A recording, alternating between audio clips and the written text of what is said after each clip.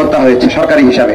এরপরে 2 বছরের হিসাবটা আসলো 110 জনের মতো, এবং এই রমজানে 5 জন এবং রমজানের পরে 2 জন। এটা মোটামুটি অ্যাভারেজ একটা হিসাব। আমার কাছে যেটা মনে হয় যে আপনাদের কাছেও প্রশ্ন করি, কোন কূটনৈতিক উপায়ে এই সীমান্ত হত্যা বন্ধ করা কি সম্ভব? কোন কূটনৈতিক উপায়ে? আমার কাছে মনে হয় যে না, এটা সম্ভব না।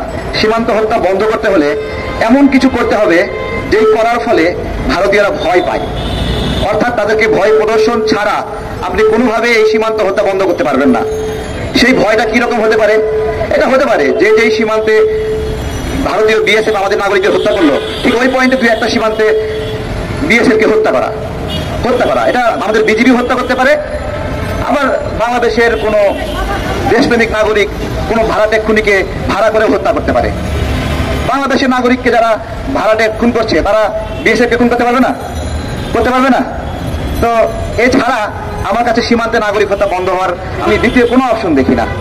যেহেতু শেখ হাসিনা এই জায়গায় ভারতের কাছে নাই, বিগ্রহ নাই।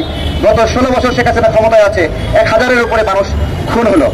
তাহলে শেখ হাসিনার সঙ্গে ভালো সম্পর্ক, ভাই বোনের সম্পর্ক বলেন, স্বামী স্ত্রী সম্পর্ক, তাহলে স্বামী স্ত্রী মানে যে যেটাই হোক, তাহলে স্বামী যদি সন্তানকে হত্যা করে, এই স্ত্রী বলবে না তুমি এই ছিল আমার ছেলেটাকে মারলা কেন? বলেন তো। ভাই বোনের যদি সম্পর্ক হয়, তাহলে ভাইয়ের বা বোনের সন্তানকে হত্যা করলে ভাই বোনকে বলবে না যে আমার সন্তানটাকে তুমি কেন হত্যা করলা? আসলে শেখ হাসিনা কি এই দেশের নাগরিকদেরকে তাদের সন্তান মনে করে? এটা হলো প্রশ্ন। যদি মনে করতো তাহলে কিন্তু সেই কথাটা বলতো যে এটা কেন। সে এই বিষয়গুলো এড়িয়ে যায়। তার আমেরিকায় 2 জন বাংলাদেশি নাগরিক, যারা আমেরিকাতেই থাকে, কোনোদিন বাংলাদেশে ফিরেও আসবে না, সেখানে 2 জন হত্যা হয়েছে, কথা বলেছে। সাধুবাদ জানাই। বাংলাদেশের নাগরিক যেখানেই হত্যা হলে আমাদের প্রতিবাদ হতে হবে। কিন্তু এক্স্যাক্টলি কেন ভারতের বিরুদ্ধে বলছে না? সংখ্যাটা ডিফারেন্স কত? শেখ হাসিনা এবং খালেদা জিয়ার মধ্যে 2টা মেজর পার্থক্য রয়েছে। আমি একটু স্মরণ করে দিই। যখন বেগম খালেদা জিয়া ক্ষমতায় ছিলেন, তখন একটা নিউজ হয়েছিল ভারতের পিঠে খালেদার চপেটাঘাত বা চাবুক, এভাবে নিউজ হয়েছে। এই নিউজটা কেন হয়েছিল? ওই সময় জলবায়ু সম্মেলনে সীমান্তে নাগরিক হত্যা এবং আমার দেশের নদীগুলো বন্ধ করে দেওয়ার প্রতিবাদে বেগম খালেদা জিয়া খুব জোর আওয়াজ করেছিলেন, এবং আগ্রাসনের প্রতিবাদে বাংলাদেশের নাগরিকরা সবচেয়ে বেশি তৃপ্ত হয়েছিল। এই প্রথম বাংলাদেশের কোন নাগরিক সেইভাবে দৃঢ়ভাবে এই আন্তর্জাতিক একটি সম্মেলনে ভারতের বিরুদ্ধে কথা বলল। ঠিক একইভাবে শেখ হাসিনার সঙ্গে পার্থক্য কি? শেখ হাসিনা বলতেছে ভারতকে যা দিয়েছি তা জীবন মনে রাখবে। বেগম খালেদা জিয়া এবং শেখ হাসিনার মধ্যে পার্থক্য এখানেই যে বেগম খালেদা জিয়া সবসময় চেয়েছে দেশের জন্য কিছু আদায় করতে, আর শেখ হাসিনার লড়াইটাই ছিল পুরোটা সময় দেশ থেকে কিছু দিয়ে দেওয়া। এবং এই বেহুদা মহিলা সবসময় বলে বেড়ায় গর্বের সঙ্গে যে যা দিয়েছি আজীবন মনে রাখবে। এইরকম নির্লজ্জ এবং বেহায়া কার্যক্রম ইতিপূর্বে কেউ করেছে বলে বাংলাদেশের কোন রাষ্ট্রপতি, কোন সেনা কেউ করেছে কিনা আমরা জানি না। এখন প্রিয় বন্ধুরা, আমরা রোধ করবো কিভাবে? থামাবো কিভাবে? থামাতে হবে।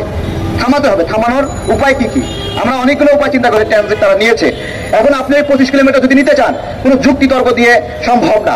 এটা কিভাবে সম্ভব? কেবলমাত্র বাংলাদেশের বুক চিরে যে ইন্ডিয়ান বাস ট্রাকগুলো যায়, এগুলোকে জায়গায় আটকিয়ে দিয়ে জিম্মি করা ছাড়া কেউ যদি মনে করে আরো ভালো কোনো উপায় আছে আমাদেরকে বলে। ট্রানজিট আমরা না পাচ্ছি। শেখ হাসিনা এমন একটা দালালের দালাল যে ওই 25 কিলোমিটার ট্রানজিট না পেয়ে 450 কিলোমিটার ট্রানজিট দেবে, যে এমন একটা ভাগ ওর ভাই বোন হয়, পরবর্তীতে চাইলেই দিয়ে দেবে। এখন নিস না কেমনে? অনেক নদী ছিল আমাদের, সবগুলো নদী বন্ধ হয়ে ভ্যানিশ হয়ে গেছে, অস্তিত্ব নাই। হ্যাঁ, নদী কোনোটা ড্রেনে পরিণত হয়েছে, কোনোটা খালে পরিণত হয়েছে, আর কোনোটাতে উপরে বিল্ডিং বাড়ায়, এগুলো বিভিন্ন। আপনি যদি ওই বাঁধগুলো কেউ রায় না দেন, তাহলে এছাড়া আর ভালো কোনো উপায় নাই। আপনি যদি মনে করেন মামলা করে, যুক্তি দিয়ে, তর্ক দিয়ে ওই বাঁধের দরজা খুলবে, অসম্ভব। এটা খুলতে পারবেন না। কেবলমাত্র একমাত্র উপায় স্বাধীনতাকামীদের মতো ওই বাঁধগুলো উড়াই দেওয়া, এছাড়া কোনো উপায় নাই। কেন উড়াবেন? দেশের স্বার্থে। একটা দেশকে শুকায় মারছে, মরুভূমি করে ফেলেছে, মাটিতে রস নাই, প্রাণ নাই, আগুন ছুটছে মাটি থেকে, উপর থেকে আগুন এসে, সূর্য থেকে আগুন এসে মাটিতে পড়ছে, সেটা প্রতিফলিত হয়ে আমাদেরকে পুড়াই ফেলছে। তো আপনি যদি এগুলোকে সজীব করতে চান, ওই বাঁধগুলো ভাঙা ছাড়া কোনো উপায় নাই। এগুলো প্রস্তুতি নিতে হবে, আমাদের এই বাঁধগুলো অপসারণের প্রস্তুতি নিতে হবে। এর জন্য দরকার হলে চায়নার সহযোগিতা নিতে হবে, নেপালের সহযোগিতা নিতে হবে, ভুটানের, এমনকি পাকিস্তানের সহযোগিতা নিতে হবে। এবং আমি তো মনে করি বর্তমানে যে বাংলাদেশের পাকিস্তানের সাথে সম্পর্ক ভালো করার একটা সময় এসেছে, ভালো করতে হবে। কারণ